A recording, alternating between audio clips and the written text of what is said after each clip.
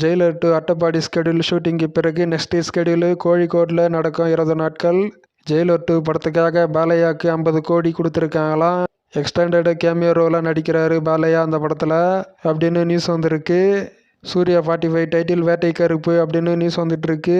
இது ஒரு பக்கா மாஸ் கமர்ஷியல் என்டர்டெய்னர். இந்த படத்துக்கான டைட்டில் ஜூலை 23 ரிலீஸ் ஆகும்.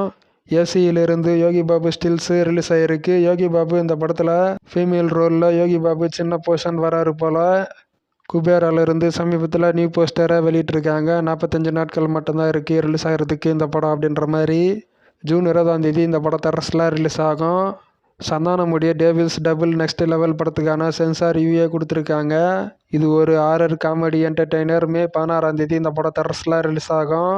மாமன் படத்துக்கான சேட்டலைட் ரைட்ஸை ஜி தமிழ் வாங்கியிருக்காங்க. டிஜிட்டல் ரைட்ஸை ஜி5 வாங்கியிருக்காங்க.